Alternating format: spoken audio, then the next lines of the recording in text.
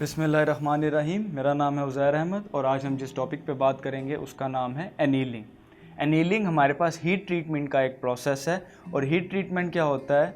Heat treatment को आइए सबसे पहले हम समझते हैं। हीट ट्रीटमेंट से मुराद ऐसा प्रोसेस है जो हम किसी वर्क पीस के बने हुए, किसी मटेरियल से बने हुए वर्क पीस के ऊपर करते हैं, उसमें अपनी मतलूबा मैकेनिकल और फिज़िकल खसूसियात पैदा करने के लिए। मतलब जब मैं किसी वर्क पीस में कोई ख़ास मैकेनिकल और फिज़िकल खसूसियात पैदा करना चाहता हूँ बग़ैर उसका मटेरियल चेंज किए, तो मैं उस पर हीट ट्रीटमेंट का प्रोसेस अप्लाई करता हूँ। हीट ट्रीटमेंट के प्रोसेस के बेसिक 3 स्टेप्स होते हैं। सबसे पहले स्टेप में हम वर्क पीस को हीट करते हैं, वर्क पीस को गर्म करते हैं एक ख़ास वक्त के लिए, एक ख़ास दर्जा हरारत तक।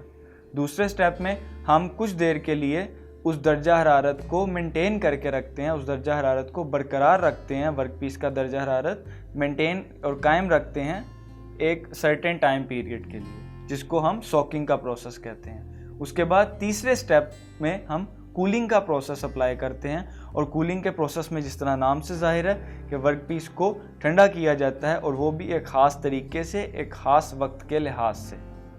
तो इस तरह हमारे पास हीट ट्रीटमेंट के जब 3 प्रोसेसेस मुकम्मल हो जाते हैं तो हमारे पुर्जे की हीट ट्रीटमेंट मुकम्मल हो जाती है। तो आइए हम हीट ट्रीटमेंट के पहले टाइप को डिस्कस करते हैं, जिसका नाम है एनीलिंग।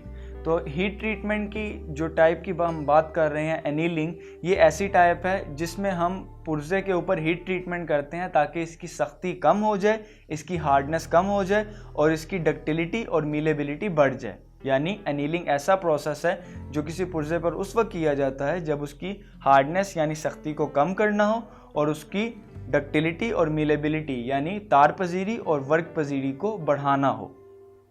अब ऐसा क्यों किया जाता है? ऐसा उस वक्त किया जाता है जब हम अपने मटेरियल को बहुत ज़्यादा सख्त नहीं रखना चाह रहे, हम अपने वर्क पीस को बहुत ज़्यादा सख्त नहीं रखना चाह रहे, बल्कि हम चाहते हैं कि वो कदरे नरम हो जाए ताकि उस पर मुख्तलिफ मशीनिंग के प्रोसेसेस आसानी से किए जा सके और साथ ही साथ उसमें लोड को अच्छे तरीके से बर्दाश्त करने की सलाहियत आ जाए। तो इसलिए हम एनीलिंग का प्रोसेस वर्क पीस के ऊपर करते हैं ताकि वो नरम हो जाए पहले की निस्बत। तो एनीलिंग के प्रोसेस के कितने स्टेप्स होते हैं, आइए उसको हम 1 बाय 1 डिस्कस करते हैं। तो एनीलिंग के प्रोसेस में सबसे पहला स्टेप है हीटिंग। अब हीटिंग कहाँ तक की जाती है? Heating up to critical temperature के जो हीटिंग है वो क्रिटिकल टेम्परेचर तक की जाती है। अब what is critical temperature? Critical temperature किसी वर्क पीस का, किसी मटेरियल का वो टेम्परेचर होता है जिस टेम्परेचर के ऊपर वर्क पीस के अंदर मौजूद एटम्स और मॉलिक्यूल्स अपनी शेप बदलना शुरू कर दे, अपना अरेंजमेंट बदलना शुरू कर दे। जिस तरह हम जानते हैं कि सॉलिड या ठोस चीज़ों में एटम्स और मॉलिक्यूल्स एक ख़ास शेप में, एक ख़ास अरेंजमेंट में एक दूसरे के साथ जुड़े होते हैं। तो जब हम वर्क पीस को हीट करना शुरू करते हैं तो एक ऐसा टेम्परेचर आता है, एक ऐसा पॉइंट आता है कि उस वर्क पीस के अंदर मौजूद एटम्स अपनी ज्योमेट्री, अपनी शक्ल और साख्त को तब्दील करना शुरू कर देते हैं। उस टेम्परेचर को क्रिटिकल टेम्परेचर कहा जाता है। अब क्रिटिकल टेम्परेचर मुख्तलिफ मटेरियल्स के लिए मुख्तलिफ होता है। और जब हम हीट ट्रीटमेंट की बात करते हैं तो मोस्ट ऑफ द केसेस हम स्टील की हीट ट्रीटमेंट की बात कर रहे होते हैं, क्योंकि हीट ट्रीटमेंट का प्रोसेस ज़्यादातर स्टील पे किया जाता है। तो स्टील के लिए जो क्रिटिकल टेम्परेचर है वो 723 डिग्री सेल्सियस होता है। Critical temperature for steel is 723 degree Celsius. तो ये हमारे पास क्रिटिकल टेम्परेचर है स्टील के लिए। CT means critical temperature. तो सबसे पहला स्टेप है कि हमने वर्क पीस को क्रिटिकल टेम्परेचर तक हीट करना है। मोस्ट ऑफ द केसेस हम उसको क्रिटिकल टेम्परेचर से थोड़ा ज़्यादा हीट करते हैं। आप कह लें कि जैसे क्रिटिकल टेम्परेचर की रेंज आती है उससे उसको 40-50 डिग्री सेल्सियस ज़्यादा हीट किया जाता है। तो पहला स्टेप है जिसमें हम क्रिटिकल टेम्परेचर तक या उससे थोड़ा सा ऊपर हीट करते हैं अपने वर्क पीस को। उसके बाद हमारे पास दूसरा स्टेप आता है। दूसरे स्टेप में क्या किया जाता है कि इसको 1 से 2 घंटे के लिए उसी टेम्परेचर के ऊपर मेंटेन किया जाता है, जिसको सोकिंग का प्रोसेस कहते हैं। तो मेंटेनिंग टेम्परेचर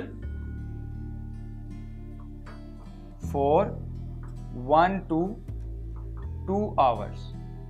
तो 1 से 2 घंटे के लिए वर्कपीस के टेम्परेचर को मेंटेन किया जाता है। जिस अवन में, जिस भट्टी में वर्कपीस को गर्म किया जा रहा होता है, उसके टेम्परेचर को हम मेंटेन करके रखते हैं ताकि हमारा वर्कपीस जो है वो अंदर और बाहर हर जगह से एक जैसा हीट हो जाए, हीट अप हो जाए, उसका टेम्परेचर हर जगह से एक जैसा हो जाए। और उसके बाद आता है तीसरा स्टेप, जिसका मकसद है वर्कपीस को कूल करना। अब कूलिंग के लिए क्या किया जाता है कि हम वर्कपीस को फर्नेस से बाहर नहीं निकालते, हम उस अवन से, उस फर्नेस से बाहर वर्कपीस को निकालना नहीं चाहते, बल्कि जैसे ही हमारा सोकिंग का टाइम पूरा होता है तो वर्कपीस का हम कूलिंग करने के लिए जो हमारे पास फर्नेस है उसको ऑफ कर देते हैं और फर्नेस आहिस्ता आहिस्ता ठंडा होने शुरू हो जाती है और वर्कपीस को फर्नेस के अंदर ही छोड़ दिया जाता है। अब मैंने जैसे पहले बताया था कि एनीलिंग का प्रोसेस वर्कपीस को नरम करने के लिए किया जाता है, तो जो कूलिंग का प्रोसेस है उसी में ये राज छुपा हुआ है कि वर्कपीस नरम क्यों हो जाता है, क्योंकि उसको आहिस्ता आहिस्ता से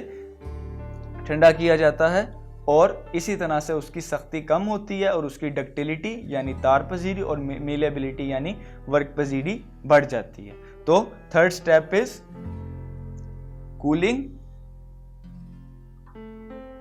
इन द फर्नेस, के जो उसकी कूलिंग है वो फर्नेस के अंदर ही की जाती है। इस तरह 3 स्टेप्स हमारे आते हैं जिसमें हमारा एनीलिंग का प्रोसेस पूरा होता है। पहला step heating up to critical temperature, या हीटिंग इसको अप टू की बजाय हम इसके साथ अबव भी लिख सकते हैं, और above most of the cases उसको अबव हीट किया जाता है, तकरीबन 40-50 डिग्री सेल्सियस क्रिटिकल टेम्परेचर से ज़्यादा।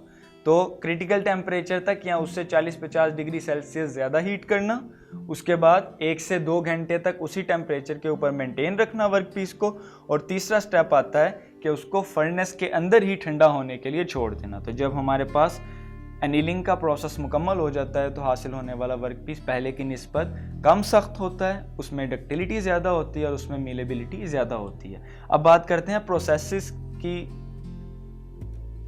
बात तो हो गई कि हमारे पास एनीलिंग क्यों की जाती है, अब बात करते हैं पर्पस की, कि एनीलिंग को हम परफॉर्म क्यों करते हैं, एनीलिंग के मकासद क्या क्या होते हैं। तो आइए हम देखते हैं कि एनीलिंग के क्या क्या मकासद है। सबसे पहला मकसद जो एनीलिंग का होता है वो ये है, अगर मैं लिखूं यहाँ पे पर्पसेस ऑफ एनीलिंग, तो वो मेरे पास क्या आएंगे। सबसे पहला पर्पस है टू रिलीव स्ट्रेसेस।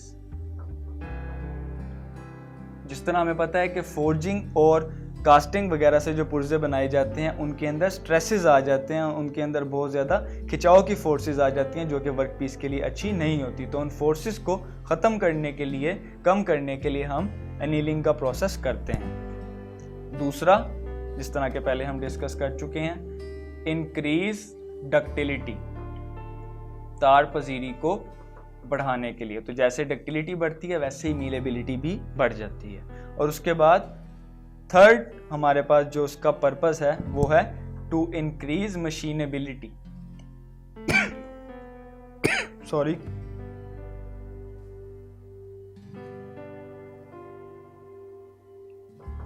मशीनेबिलिटी को इंक्रीज करने के लिए हम वर्कपीस के ऊपर एनीलिंग का प्रोसेस करते हैं। अब हमारे पास मशीनेबिलिटी क्या होती है कि आप किसी वर्कपीस को मशीनिंग के ज़रिए काटना चाहते हैं, उसके ऊपर से फालतू मटेरियल को रिमूव करना चाहते हैं। तो अगर वर्कपीस बहुत ज़्यादा हार्ड होगा तो आपकी मशीन को उतना ज़्यादा काम करना पड़ेगा, आपको टूल उतना ज़्यादा सख्त यूज़ करना पड़ेगा और उसमें कॉस्ट ज़्यादा आएगी। तो हीट ट्रीटमेंट के ज़रिए जिन पुर्ज़ों को मशीन करना हो उनको हम नरम कर लेते हैं ताकि उनको इजीली मशीन किया जा सके और इजीली उनको अपनी फाइनल शेप दी जा सके। तो ये हमारे पास हीट ट्रीटमेंट के 3 स्टेप्स होते हैं। हीट ट्रीटमेंट के अंदर हम जो एनीलिंग का प्रोसेस डिस्कस कर रहे हैं उसके ये 3 स्टेप्स हैं और ये उसके पर्पसेस हैं जो हम यूज़ करते हैं एनीलिंग के लिए। तो आमतौर पे हमारे पास ये 3 स्टेप होते हैं और आपने देखा कि हर एक हीट ट्रीटमेंट प्रोसेस में स्टेप्स 3 ही रहते हैं, सिर्फ उनको करने का जो अंदाज़ है उसको बदला जाता है और उस बदले हुए अंदाज के साथ ही आप कह लें कि हमारे जो वर्क पीस है उसमें चेंजिंग आना शुरू हो जाती है,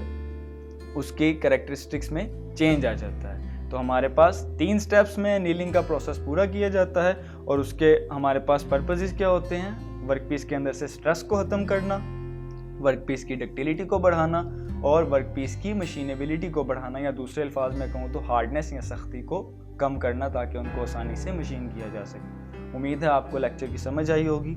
अगर लेक्चर के बारे में कोई भी क्वेरी या कोई भी सवाल हो तो आप पूछ सकते हैं। अपना बहुत ख्याल रखिए। अल्लाह हाफिज़।